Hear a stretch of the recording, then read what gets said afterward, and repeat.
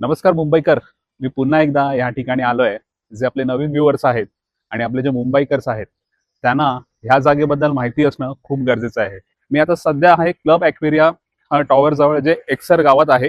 समोर आपण पाहू शकता हा क्लब ॲक्वेरिया टॉवर आणि त्याच्या खालीच ऐतिहासिक शिळा आपल्याला पाहायला मिळतात. हे सातीआसरा देवीचं स्थान आहे. म्हणजे आपले जे आगरी आणि कोळी बांधव आहेत त्यांची ही कुलदैवता आहे, ज्या पाण्याच्या ठिकाणी असतात. तर ह्याचं महत्व असं आहे की हे एक खूप जागृत देवस्थान आहे. तुमच्या मनात जे काही असेल ना, ते जर तुम्ही इथे सातीआसरा देवीजवळ मागितलं तर त्याची मनोकामना पूर्ण होते. आता ही झाली त्याची आध्यात्मिक माहिती. आता मी तुम्हाला ह्याची ऐतिहासिक माहिती सांगणार आहे. जेम्स फोर्ब्स नावाचा जो इंग्रज आला होता त्यांनी सर्वात पहिल्यांदा ह्या शिळा पाहिल्या होत्या. साधारणतः 1265चा जो काळ आहे ना, तो शिलारांचा काळ म्हणून ओळखला जायचा.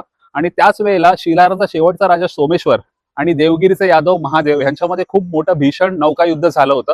तर ह्याच भीषण युद्धामध्ये शिलारांचा शेवटचा राजा सोमेश्वर ह्याला देवगिरीच्या महादेवांकडनं पराभव पत्करावा लागला आणि शिलाहारांची संपूर्ण जी नौका आहे ना त्याच्या सैन्यासकट बुडून गेली. त्याच्या स्मरणार्थ ही विरगळ आपल्याला बोरिवली एक्सरमध्ये पाहायला मिळते.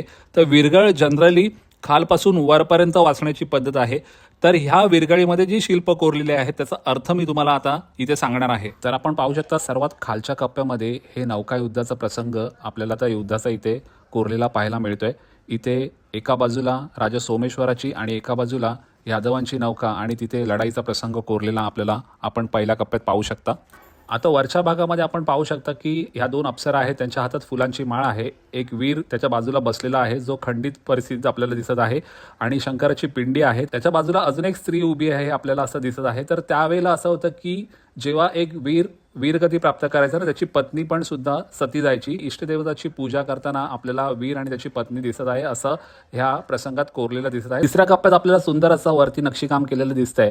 ह्या विरगळीच्या जर झीज झाले त्याच्यामुळे मधला जो भाग आहे ना तिकडचं जे नक्षीकाम आहे ते स्पष्ट आपल्याला दिसत नाहीये.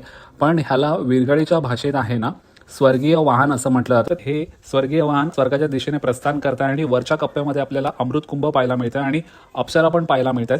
हे अमृतकुंभ शुभाचं प्रतीक होतं. म्हणजे ह्या अमृतकुंभातलं अमृत पिऊन हा जो वीर आहे तो अमर होईल आणि त्याची ही जी कीर्ती आहे ना ही जगामध्ये अजूनही तशीच अमर राहील असा ह्या विरगळीच्या अमृतकुंभाचा अर्थ होतो. मित्रांनो, मी आशा बाळगतो की ही माहिती आपल्याला आवडलीच असेल, कारण की जेव्हा मी माझं कंटेंट क्रिएशनची सुरुवात केली होती आणि बऱ्याच पोस्ट केल्यानंतर एक पोस्ट जी व्हायरल झाली होती त्यापैकी ही एक खूप सुंदर अशी जागा माझ्या आयुष्यातली आहे. आणि परत मी त्या ठिकाणी आपल्यासाठी माहिती देण्यासाठी आलो होतो. तर ही माहिती आपल्याला कशी वाटली ते कमेंट सेक्शन मध्ये द्यायला विसरू नका. हा जर व्हिडिओ आवडला असेल तर जास्तीत जास्त लोकांपर्यंत शेअर करा आणि अशाच नवीन नवीन माहितीसाठी माझ्या चॅनलला पण फॉलो करायला विसरू नका. तोपर्यंत मी तुमची रजा घेतो. धन्यवाद.